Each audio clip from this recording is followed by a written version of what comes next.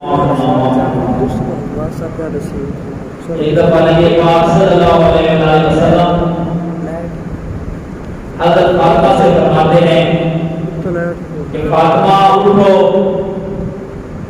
اور اپنے جانور کے پاس جاؤ،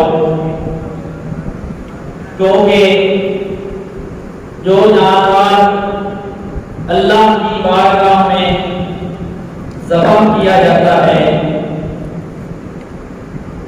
اس کے خون کا قطرہ زمین پہ گرنے سے پہلے اللہ خالق کائنات اس کے تمام گناہ معاف فرما دیتا ہے۔ حضرت فاطمہ رضی اللہ عنہا فرماتی ہیں کہ یہ کیا ہمارے لیے خاص ہے؟ اللہ کے نبی نے فرمایا کہ یہ میری امت کے جتنے مسلمان ہیں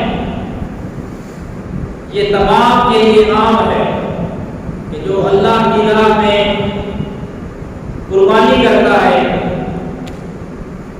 اس کو اتنا اجر ملتا ہے کہ اس جانور کے خون کا قطرہ زمین پر گرنے سے پہلے اللہ کا کہنا اس کے گناہ معاف کرتا ہے۔ ایک اور حدیث پاک میں ہماری عائشہ صدیقہ اس حدیث کو بیان فرماتی ہیں کہ آقا کریم صلی اللہ علیہ وسلم نے فرمایا عید الاضحیٰ قربانی کے دن سب سے پسندیدہ عمل وہ اللہ کی راہ میں جانوروں کو ذبح کرنا، یہ سب سے پسندیدہ عمل ہے۔ اور قیامت کے دن آقا کریم نے فرمایا کہ قیامت کے دن جو جانور تم نے ذبح کرنا ہے اللہ کی بارگاہ میں، اس کے بال، اس کے سینگ، اس کے کھول وہ تمہارے ہاتھ میں ہوں گے۔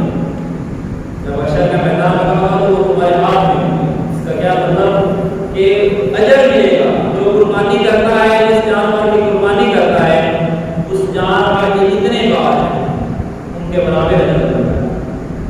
یہ اللہ کی بارگاہ میں بہت پسندیدہ عمل ہے۔ آقا کریم صلی اللہ علیہ وسلم سے پوچھا گیا کہ یہ قربانیاں کیا ہیں؟ اللہ کے نبی نے فرمایا کہ یہ تمہارے باپ حضرت ابراہیم کی سنت ہے۔ تو صحابہ نے عرض کی اس کا ہمیں کیا فائدہ ہوگا؟ اللہ کے نبی نے فرمایا اس کے جو جانور اللہ کی راہ میں تم ذبح کرو گے، حضرت ابراہیم علیہ السلام کی سنت کو پورا کرو گے، اس جانور کے جتنے بال ہیں، جتنی خون ہے، اس کے برابر تمہیں نیکیاں ملیں گی، اجر ملے گا۔ ایک اور فرمان، جس نے خوش دلی سے اللہ کی راہ میں قربانی کی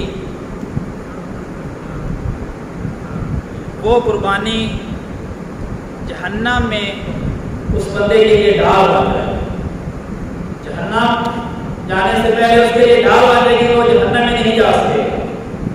قربانی خوش دلی کے ساتھ کرنا۔ اور آقا کریم صلی اللہ علیہ وسلم نبی کریم رؤوف الرحیم مدینہ پاک میں آپ صلی اللہ علیہ وسلم نے 10 سال گزارے،